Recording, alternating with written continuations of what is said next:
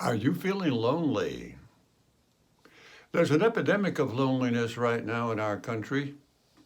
And according to a new advisory from the U.S. Surgeon General, it may actually increase the risk of premature death. Even before the COVID 19 pandemic, half of the adults in the United States reported experiencing measurable levels of loneliness. Physical consequences of loneliness or lack of social connection can be devastating. Research reveals a 29% increased risk of heart disease, a 32% increased risk of stroke, and a 50% increased risk of developing dementia. Dr. Vivek Murthy, the U.S. Surgeon General, says, in the last few decades, we lived through a dramatic pace of change. We've moved more, we've changed jobs more often. We are living with technology that has profoundly changed how we interact with each other, how we talk with each other.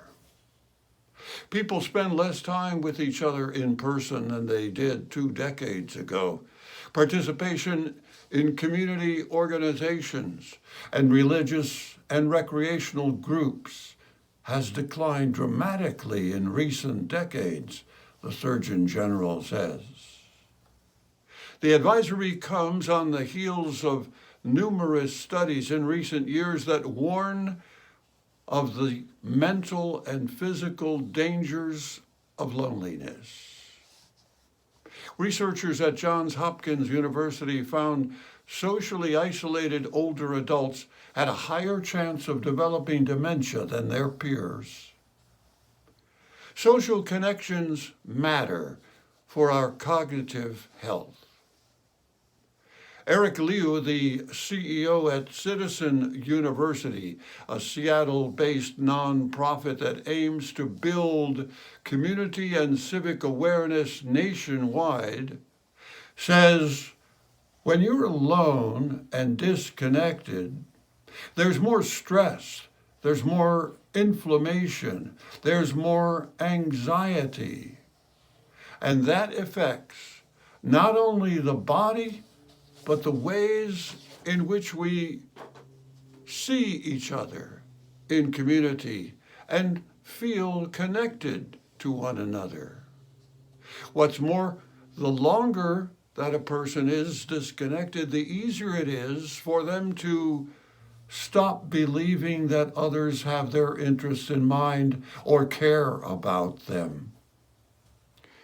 Dr. Murphy adds, many young people now use social media as a replacement for in-person relationships, and this often means lower quality connections.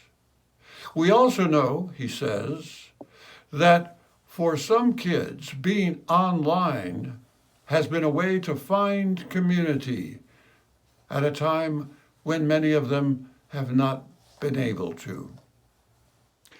Loneliness can impact people in a variety of ways, so understanding the signs is the first step to addressing it.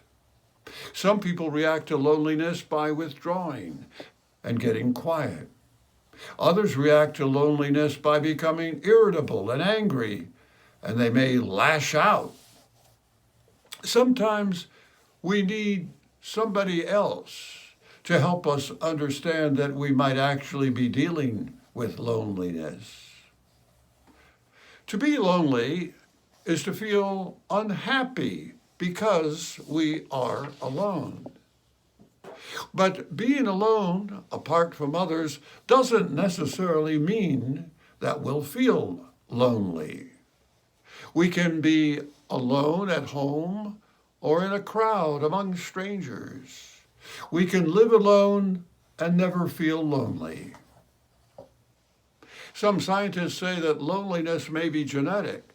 Loneliness, in some people, they say, causes a yearning for social connection in the same way that hunger makes us feel a craving for food.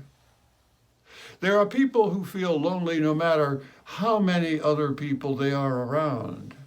And there are those who are alone for long periods of time and who never feel lonely at all. It's commonly known that at this time of year, with the approach of the holiday celebrations, it's when people, particularly older people, experience the greatest degree of loneliness and social disconnect, especially as old friends or loved ones may have moved away or passed on. We are basically social animals, so we do enjoy, actually need, the companionship of one another, at least some of the time.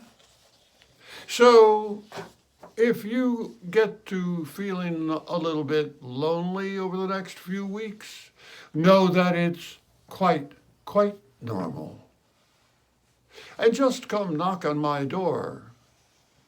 My coffee pot is ever ready to brew up a cup for a lonely stranger. I'm Larry Johnson. Until next month, stay well.